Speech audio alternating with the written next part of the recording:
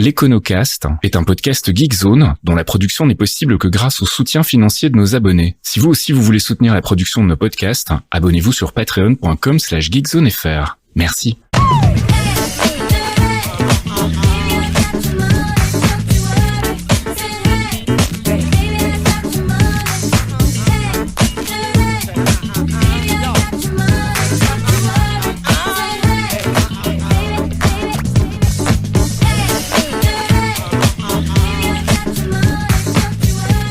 Bonjour Geekzone et bienvenue dans ce 5e épisode de l'Econocast, un podcast dans lequel, avec mon ami Mickaël Vincent, on essaye de vous donner les bases en fait pour mieux comprendre le monde de l'économie et le monde de la finance. Bonjour Mickaël. Bonjour Faskil, bonjour à tous. Alors on va parler cette fois-ci, après avoir parlé du PIB, de la dette publique et de l'inflation en deux volets, on va s'attaquer à un autre gros sujet, la bourse. Alors on vous cache pas qu'en fait, avant de commencer l'enregistrement, on n'est pas encore très sûr de tenir tout ça dans une demi-heure. Donc il n'est pas impossible qu'on décide après coup de découper cet épisode aussi en deux parties pour que ce soit un petit peu plus digeste pour vous. Maintenant, si vous préférez un épisode plus long où on parle de tout, n'hésitez pas à vous manifester aussi, on s'adaptera en fonction. Mais pour l'heure, donc, on va attaquer le sujet de la bourse. Il y a beaucoup de choses à en dire.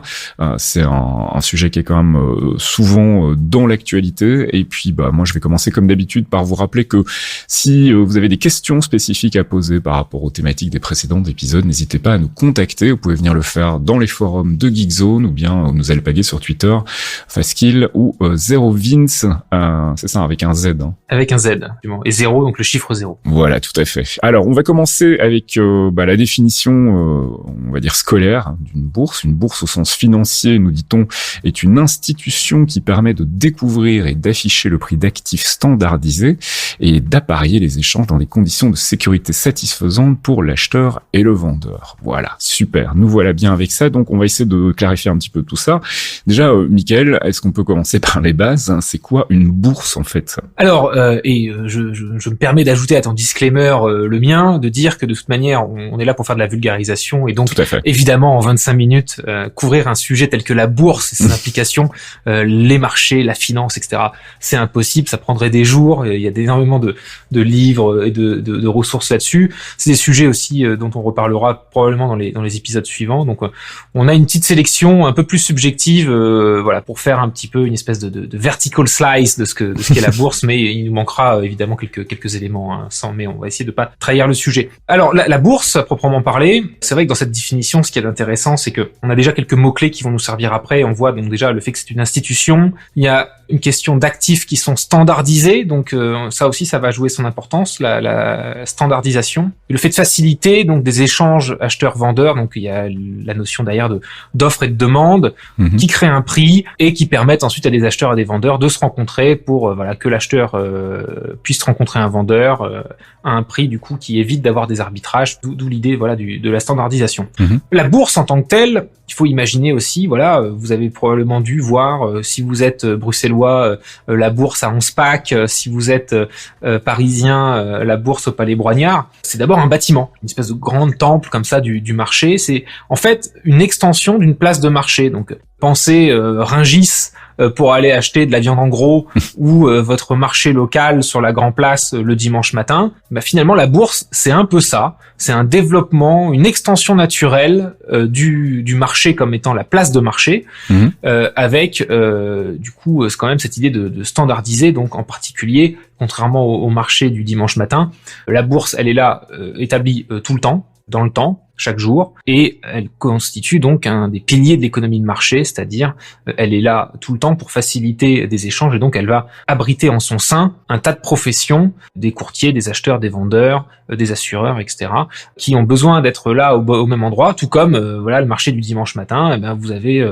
la chance d'avoir le vendeur de légumes, le primeur, vous pouvez aussi acheter des fleurs, et etc. Donc il y a un côté très pratique dans l'émergence de ces bourses-là, et avec donc l'objectif un petit peu derrière, d'avoir un endroit un peu standardisé qui permet aussi de faire émerger un prix qui match et l'offre et la demande, et donc pour éviter aussi d'avoir de trop grosses différences, de trop grosses disparités, de trop gros arbitrages. Alors avant de s'attaquer à son rôle actuel, j'imagine qu'il serait peut-être plus intéressant de commencer à voir comment la bourse a évolué au fil de l'histoire.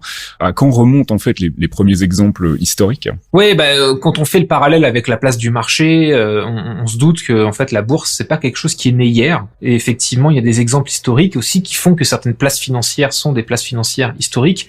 Si tu prends Londres par exemple et la City en particulier, c'est une histoire qui date déjà de l'époque romaine en fait. Il faut imaginer les Romains arrivant à Square Mile, qui est une des places de la City, qui ont commencé du coup à amener des marchandises. Il y a eu des échanges, se sont développés ensuite les guildes de marchands. Ils avaient besoin de se réunir dans un endroit qui était toujours le même. Il y avait beaucoup donc d'échanges, notamment de matières premières, de denrées, etc.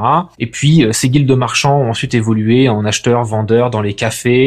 Et ces cafés sont ensuite devenus des banques ou des bourses même. D'accord. Notamment la Lloyds. La raison pour laquelle la Lloyds, une des plus grosses banques britanniques, s'appelle la Lloyds, c'est parce que c'est dans un café au Moyen-Âge, enfin plutôt fin du Moyen-Âge par ailleurs, qu'est née l'idée de faire cette banque. Et le café dans lequel cette idée est arrivée s'appelait le Lloyds, et il était à la City. La bourse, parce que là je parle de banque, mais la bourse, le London Stock Exchange, est née finalement d'une maïotique assez similaire. Heureusement que c'était pas le café des Glands ici à Bruxelles, sinon ça aurait été toute autre histoire. Mais tu crois pas si bien dire, parce que la première fois qu'on utilise le mot bourse, figure-toi, c'est une histoire belge. D'accord. La Belgique, en tout cas la Belgique n'existait pas à l'époque, au XIIe siècle, mais en tout cas la Flandre est connue pour être quand même une terre de marchands, et c'est à Bruges. Alors, c'est pas à Paris, à New York, à Londres. Non, c'est à Bruges finalement qu'est apparu la première fois l'usage du mot bourse comme étant un bâtiment qui allait servir justement de place de marché un petit peu pour les transactions financières. D'accord. Et c'est parce qu'en fait sur la place du marché, à l'entrée où ces marchands-là se réunissaient, à l'entrée de la ville, il y avait un hôtel où se réunissaient donc ces gens-là, qui était construit par la noble famille des Beurs, Van der Borsen. Alors là, Van der Borsen, oui. Van der Borsen en bon flamand. Et c'est de ce nom-là qu'est venu le mot bourse. D'accord. En fait. Comme le nom de la Lloyds par exemple est venu à... Donc c'est vraiment très historique, et ça on parle vraiment du XIIe siècle, donc c'est une vieille histoire. Écoute, tu vois, j'apprends quelque chose sur mon propre pays, donc merci Michael de m'apprendre cette petite anecdote sur l'origine du mot bourse. Alors des bourses, il y en a plusieurs, est-ce qu'on peut les lister assez rapidement pour montrer que quand on parle de bourse, on parle pas forcément toujours de la même chose non plus? Ouais, je pense que c'est quand même une distinction importante à faire, puisque on imagine bien que donc la bourse c'est l'échange de produits financiers, mais il faut peut-être quand même expliquer un petit peu les différents types de bourses. On reviendra sur les produits peut-être un peu plus tard, mais ce qu'il faut comprendre, c'est que de la même manière à ce qu'il peut y avoir un marché aux fleurs, ou un marché des primeurs, ou un marché de la viande ou de la charcuterie sur la place du marché le dimanche matin, la bourse, du point de vue économique, il y a quand même plusieurs types de bourses, notamment la bourse de valeur. Alors celle-là, c'est peut-être celle dont on va avoir l'idée la plus naturelle. C'est là que va s'échanger donc les actions, les obligations, les produits dérivés, et c'est aussi de ces bourses-là que sont issus certains indices comme le CAC 40 ou d'autres, donc qui sont finalement des moyennes de prix d'actions. Donc là, c'est plutôt, je dirais, le côté equity, pour employer des mots un peu savants, mais en tout cas l'idée financement d'entreprise, actions, obligations, ça c'est la bourse de valeur. D'accord. Tu vas avoir une autre bourse qui elle est pour le coup beaucoup plus proche de la place du marché, encore plus proche de la place du marché, je dirais. C'est vraiment la bourse des matières premières. C'est la bourse qui va permettre d'aller acheter des métaux, des hydrocarbures, du pétrole, des céréales, ou aussi des biens de consommation comme des diamants ou des fleurs. Dans le cas notamment, des exemples qui sont plus liés à notre région, ou en tout cas la Flandre, les Pays-Bas, il y avait aussi des grosses places financières sur les diamants et les fleurs. D'accord. Et enfin, une bourse plus spécialisée dans les contrats à terme. Les contrats à terme, ce qu'on peut brièvement appeler des futurs, c'est l'idée de pouvoir acheter des contrats qui permettront d'obtenir quelque chose, mais dans le futur. Donc typiquement, sur un marché des matières premières, je pourrais acheter un baril de pétrole là tout de suite en cash, un bien physique, mais je pourrais aussi avoir envie d'acheter un contrat d'assurance qui me permettra d'acheter finalement à un prix déterminé aujourd'hui ce baril, mais dans un an. Et là, du coup, on passe sur des bourses spécialisées dans des contrats à terme. Alors, il y a différents types de bourses, mais il y a aussi différents types de produits, en fait, de ce qu'on trouve dans les bourses. Voilà, tout à fait. Donc, pour compléter un petit peu ce tour d'horizon des différents types de bourses, il y a différents types de produits. Donc, je l'ai dit, notamment liés au financement des entreprises, on a plutôt des actions ou des obligations. On va avoir aussi ce qu'on appelle plutôt le marché des énergies et des commodities. Donc là, ça va être effectivement métaux, hydrocarbures, mais aussi le prix de l'électricité, le prix du gaz, etc. Il y a des marchés de taux, notamment des taux de change, mais aussi des taux d'intérêt, donc la possibilité de faire des emprunts, etc. Ce qu'il faut comprendre aussi, c'est que finalement, le marché des énergies et des commodities, c'est un marché, je dirais, du neuf, quelque part. On va acheter la production de pétrole, la production de blé, etc. Alors que le marché de l'action et de l'obligation, effectivement, il va y avoir un moment dans le financement d'une entreprise où une entreprise va peut-être émettre une action ou va émettre une obligation pour pouvoir se financer, mais surtout ces marchés-là, c'est du marché de l'occasion. C'est-à-dire qu'une fois que ces actions existent, elles vont être achetées et revendues entre des investisseurs sans que ça impacte grandement finalement l'entreprise qui a émis ces actions ou ces obligations. D'accord. Donc ces marchés-là, c'est quand même un gros marché de l'occasion, pas vraiment du marché du neuf. Ou en tout cas, la proportion de marché du neuf est moindre par rapport au marché de l'occasion, le marché de l'occasion qu'on appelle aussi le marché gris. Et puis, il va y avoir aussi tout un système de produits dérivés, donc de contrats sur des sous-jacents. Donc, par exemple, j'expliquais tout à l'heure l'exemple d'un contrat futur où l'idée, c'est d'avoir un contrat d'assurance pour bloquer un prix d'un bien que j'aimerais acheter plus tard, en fait. D'accord. Et un dernier point, à mon avis, qui est intéressant de mentionner, c'est le marché non pas de l'occasion, mais le marché du prêt. Non pas du prêt comme tu irais faire un prêt immobilier à la banque pour emprunter de l'argent, mais du prêt de produits financiers. Par exemple, si je veux détenir une action GameStop, parce que c'est justement un exemple de ça, je veux la détenir que pour 3 mois, juste pour faire les gains pour 3 mois, sans avoir à l'acheter, mais juste l'emprunter, je vais faire ce qu'on appelle un repo.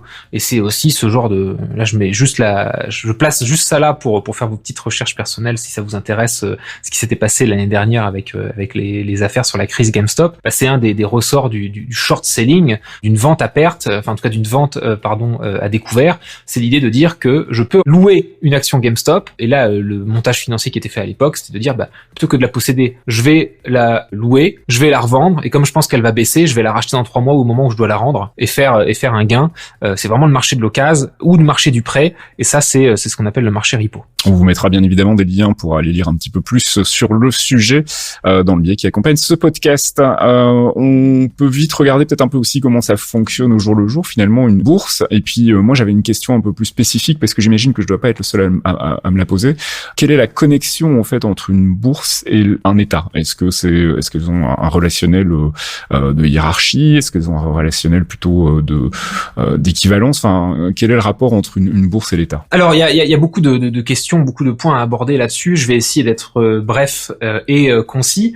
Donc l'idée de la bourse, c'est de pouvoir organiser de manière un peu plus standardisée pour éviter les arbitrages, pour avoir des contrats standards, etc. Donc les marchés financiers. Et pourquoi on cherche à faire ça? Parce qu'on a la conviction, la croyance, parfois aussi la démonstration empirique, mais pas toujours, on le sait, d'une allocation efficace des ressources. Donc l'idée, c'est de pouvoir faire l'efficience allocationnelle, donc de dire de mettre au bon endroit les fonds dont certaines entreprises ou certains investisseurs ont besoin, et puis l'efficience, ce qu'on appelle cette fois-ci informationnelle, c'est de dire le fait d'avoir comme ça une cotation H24 qui fait matcher l'offre et la demande, c'est aussi une efficience informationnelle puisque ça permet d'avoir l'information de manière claire et transparente. Bien évidemment, ces deux mamelles de l'efficience des marchés relèvent parfois plus de la croyance qu'autre chose, mais en tout cas c'est le principe qui a derrière, un principe d'économie de marché assez libéral en fin de compte. Et le mot libéral, il est aussi utilisé à dessein puisque il y a aussi le lien avec l'État. Peut-être je vais aborder ce point-là d'abord. En général, les bourses sont privées. Les entreprises qui vont gérer ces différentes bourses de valeurs ou ces différentes bourses de matières premières sont des entreprises privées, et le rôle de l'État, finalement, il est un peu plus indirect. Il est dans le rôle plutôt du gendarme, donc de s'assurer que finalement ce petit marché efficient fonctionne comme il faut, et c'est au moment où il ne serait plus suffisamment efficient à cause de tricheurs ou à cause d'abus que la régulation, qui elle est publique, vienne un petit peu mettre son nez là-dedans, mais il n'y a pas de contrôle planifié de l'État ou même une propriété de l'État. C'est plutôt laissé au privé, il y a du laisser-faire, avec par contre un rôle de l'État qui lui est plutôt lié à la régulation en général. Alors maintenant qu'on sait que la bourse fonctionne de manière relativement indépendante par rapport à l'État, comment est-ce qu'elle fonctionne justement au jour le jour? Qu'est-ce qui s'y passe en fait en gros, hein? On va pas non plus rentrer dans les détails parce que sinon on a pour des heures, mais comment ça fonctionne en fait une bourse au jour le jour? Alors l'idée, et là on a encore un petit peu d'histoire, hein. Si on a parlé des marchés, le fait d'avoir un bâtiment qui soit là, donc la bourse en tant que telle comme bâtiment physique, qui puisse accueillir les différents rôles, les acheteurs, les vendeurs, les courtiers, etc.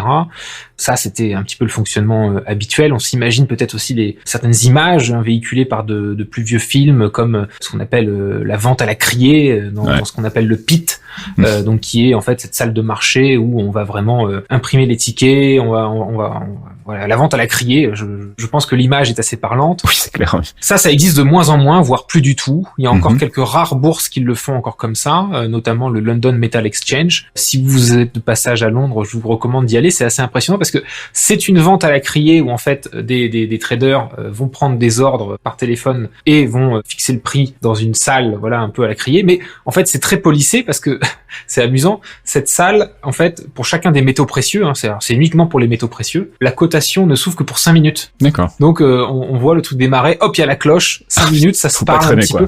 Ouais. On dirait une partie de loup-garou, des fois, c'est un peu bizarre. Ça ressemble plus à une partie du loup-garou avec une quinzaine de personnes autour d'une table que la vente à la criée à l'ancienne. Mais il y a encore ce côté, voilà, un peu à l'ancienne, physique de la chose. Il faut savoir, bien sûr, que ça s'est bien perdu et que tout ça s'est dématérialisé. Comme la raison d'être de la bourse, c'était de mettre au même endroit des gens qui ont besoin de se parler. Aujourd'hui, tout ça s'est dématérialisé. On passe par l'informatique. Chaque banque a sa salle de marché, connectée à des terminaux Bloomberg, connectée aux serveurs des bourses qui prennent encore les ordres et sont encore là pour coter les prix. Et par ailleurs, pour les banques, certains enjeux, parfois, c'est de réussir à avoir le serveur le plus proche de la bourse pour être les premiers à la microseconde près à avoir la cotation. Il y a une petite course comme ça un peu en avant à la fibre optique et à être proche des serveurs. Mais en tout cas, voilà, maintenant, c'est fait soit chacun chez soi. Après tout, il y a beaucoup de petits courtiers du dimanche qui peuvent faire du trading sur leur téléphone portable directement. Voilà, tout est essentiellement dématérialisé. Et par ailleurs, je me permets de faire une reco avant les recos, mais je sais que tu en avais parlé pour présenter ce podcast. On avait discuté, toi et moi, lors d'un épisode de Dans le Canap. Et finalement, le quotidien de la salle de marché aujourd'hui, on en a parlé pendant 1 heure. Donc, si ça vous intéresse de voir un peu comment ça se passe, ça peut être une écoute intéressante. Tout à fait. Alors évidemment, quand on parle de bourse, on pense souvent à la notion d'entrée en bourse. Visiblement, c'est quelque chose qui est important pour une entreprise.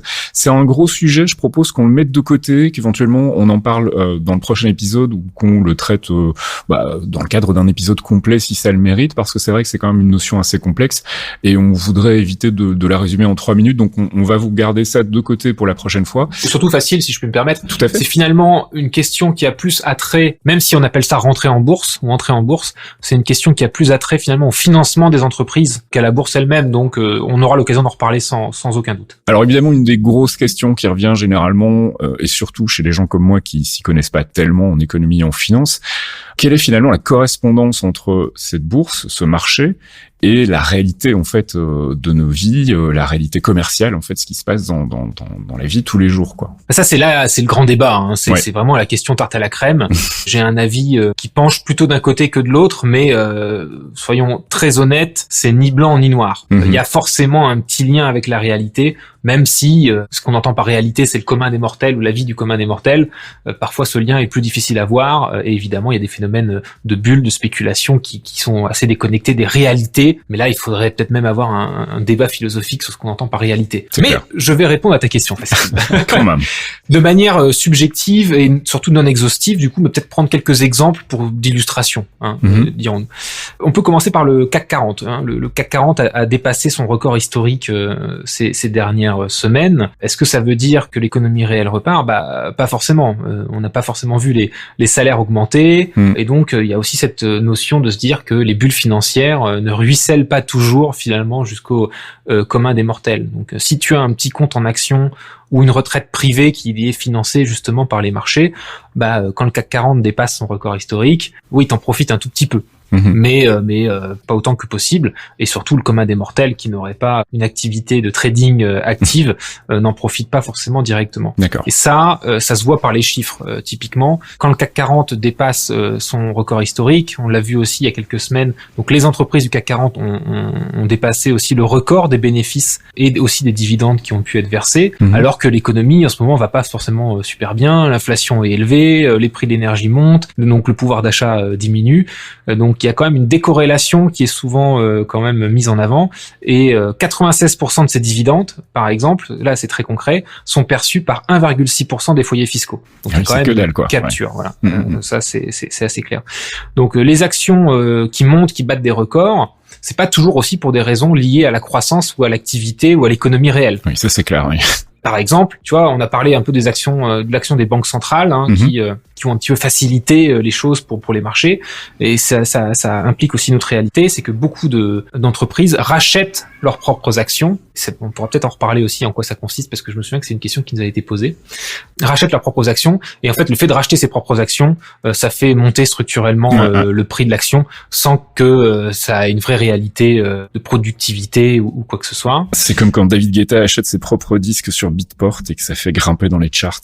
Ah bah je la connaissais pas celle-là, mais c'est exactement ça, ouais. Enfin, je dis David Guetta parce que j'aime pas David Guetta, mais il y a pas mal d'artistes qui ont fait cette pratique à un moment avant que ce soit détecté par Spotify, notamment par Beatport, enfin par tous ces services en fait qui n'avaient pas les outils pour lutter contre ce genre de petite arnaque. Bref, pardon pour cette incarnation. Non, mais il y a clairement de ça, c'est une bonne illustration effectivement. Et par ailleurs, pour donner un autre exemple, les marchés, et on leur a rarement donné tort, sont habitués à ce que quand il y a un problème, on socialise les pertes, que l'action publique intervienne s'il y a un souci. Donc ça crée toujours une asymétrie à la hausse. Ça encourage un peu à la prise de risque. Il faut aussi savoir que je parlais des petites retraites ou des fonds de pension privés, que un truc aussi qui encourage le marché action à être toujours un peu ou être structurellement à la hausse, même s'il n'y a pas de réalité économique derrière, c'est que comme il y a beaucoup de petits porteurs qui investissent pour leur retraite ou pour les assurances, c'est ce qu'on appelle finalement les passive investors, et ben il y a toujours de l'argent à remettre dans le marché action, même s'il se passe pas grand chose, parce qu'il y a besoin de financer ce qui va être ensuite les fonds de pension, donc les retraites ou bien les assurances. Et finalement, c'est toujours les mêmes qui en profitent. C'est toujours les mêmes qui en profitent, parce que les actions montent ou descendent, c'est comme au casino, tant que ça bouge, c'est bon pour certains acteurs financiers, notamment les brokers, ceux qui vont être là pour mettre les acheteurs et les vendeurs en relation, ceux qui vont prendre une petite commission, que ce soit un achat ou une vente. Donc ça aussi, ça profite structurellement au fait qu'il y a un effet bulle. Et puis peut-être pour terminer là-dessus, le CAC 40 qui est peut-être un des indices de ce que pourrait être la bulle financière par rapport à l'économie réelle. C'est plus sectoriel que l'économie dans son ensemble. Alors un exemple, avec le premier confinement, il y a eu certains secteurs de l'économie qui en ont chié, qui ont pris cher, les restaurants, les centres commerciaux, qui ont dû fermer. Mais ces secteurs-là, ils sont pas représentés au CAC 40. C'est pas des entreprises qui ont accès forcément, qui sont des entreprises tellement énormes qu'elles émettent des actions et qu'elles sont comptées dans le CAC 40. Donc, le CAC 40, il a un biais, c'est qu'il représente pas l'économie dans son ensemble. Ça, c'est quelques exemples parmi tant d'autres. Il y en aurait énormément d'autres par rapport au CAC qui pourraient être utilisés. Il y a toute une partie de la finance aussi qui est beaucoup plus spéculative. On pourrait faire un épisode sur les produits dérivés, par exemple, qui n'ont pas forcément toujours d'ancrage dans l'économie réelle, ou qui sont utilisés justement à des fins plus spéculatives que d'investissement. Donc là, forcément, il y a une décorrélation qui se crée, mais je pense que ça pourrait faire aussi un épisode intéressant.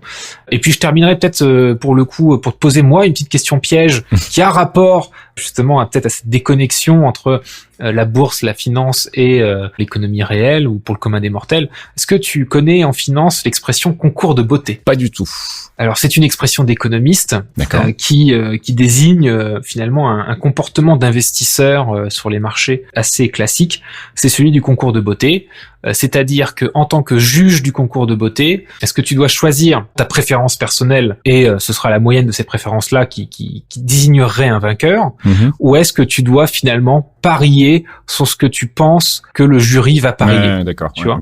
Et donc c'est l'effet concours de beauté qui fait que il y a un vrai effet moutonnier, c'est que une action qui montre, ou un produit financier qui a un prix intéressant, c'est pas toujours le signe que c'est un secteur qui va bien ou d'une réalité économique, c'est plutôt le signe d'un effet un peu moutonnier sur le fait que si certaines personnes commencent à parier là-dessus, alors on va plutôt parier sur cette personne qui parie que sur l'investissement en tant que tel. Je sais pas si j'étais très clair, mais c'est ça l'effet concours de beauté. Voilà. Tout à fait.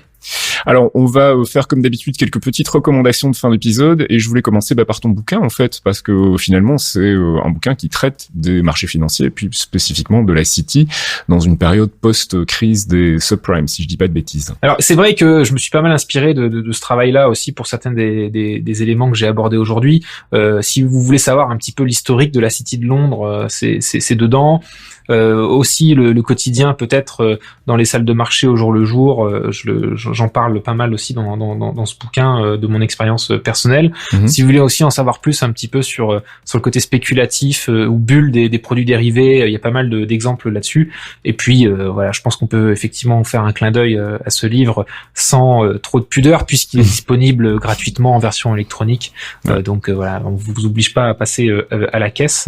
On vous linkera ça bien évidemment dans le billet qui accompagne ce podcast. Et puis il y avait d'autres recommandations de lecture pour creuser un petit peu le sujet de la bourse. D'autres bouquins. Alors moi je sais que je suis assez friand des chroniques radio et des écrits de Christian Chavagneux, donc qui est rédacteur-chef d'Alternative économique, un magazine d'ailleurs qui est très bien. Il a rédigé pas mal de bouquins et deux en particulier que je recommanderais si ce sujet-là vous intéresse. Il y a d'abord les plus belles histoires de l'escroquerie. Où on parle notamment voilà de l'affaire Madoff et d'autres histoires de gens-là qui peuvent être des pistes intéressantes. Et il a aussi écrit un livre qui s'appelle Une brève histoire des crises financières, qui est intéressant et assez vulgarisateur. Et puis encore une autre recommandation chez nos amis de France Culture. Oui, absolument, des petites chroniques de 3-4 minutes. Donc on est encore sur un format plus condensé encore que l'Iconocast, mais si le format radio ou le format podcast vous intéresse, on va linker 2-3 petites capsules comme ça de 2-3 minutes qui complètent un peu ce qu'on a raconté. Notamment, voilà, est-ce que la bourse est-elle encore un marché du financement ou une petite chronique sur la Tulip Mania, parce que je le disais, voilà, un des marchés financiers, une des bourses qui s'était développée, c'était aussi la bourse des fleurs, et ça a créé une petite crise économique, je crois au XVIe ou XVIIe siècle aux Pays-Bas avec la Tulip Mania. Donc ça peut être un truc intéressant aussi à regarder dans la perspective historique de se dire que les bourses et la finance, c'est pas apparu hier.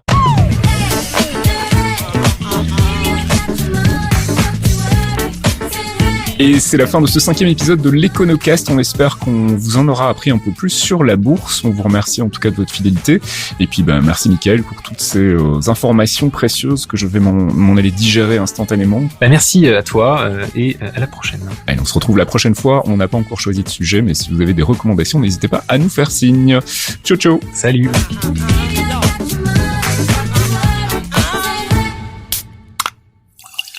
Un podcast signé Faskill. Faskill.com.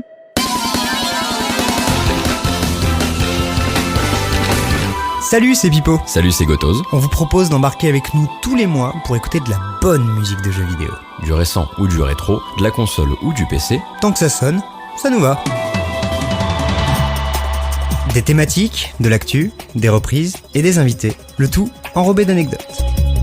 Pendant 2 heures, on passe la musique de vos jeux préférés. Et on s'intéresse à ceux qui la font.